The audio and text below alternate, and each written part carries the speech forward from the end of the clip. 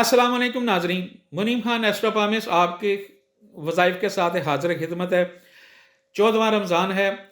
मैं उम्मीद करता हूँ दुनिया में किसी खित्ते मेरे मुसलमान बहनों में भाई होंगे खैरियत आफियत से होंगे। जब भी दुआ के लिए हाथ उठाएं, मेरे लिए, मेरी टीम के लिए और अहल खाना के लिए दुआओं में ज़रूर याद रखिएगा। 14वां रमज़ान है, दूसरा अशरा चल रहा है। ऐसे ही फजर की नमाज के बाद सूरह तौबा आपने 3 मरतबा पढ़नी है और अव्वल आखिर जो है ना दुरूद शरीफ पढ़ना है। सही, इसके बाद ज़ोहर में आता है जी टाइम। ज़ोहर की नमाज आप जब पढ़ लें तो सूरह फातिहा पढ़नी है 21 मरतबा, अव्वल आखिर एक एक मरतबा दुरूद शरीफ के साथ।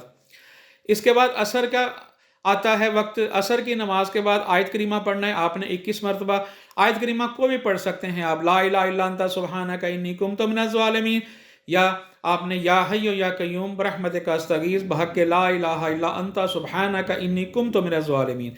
ये दोनों में से जौन सा आपको पढ़ता आसानी लगती वो आप पढ़ सकते हैं। अव्वल आखिर 11 मरतबा दुरूद शरीफ के साथ।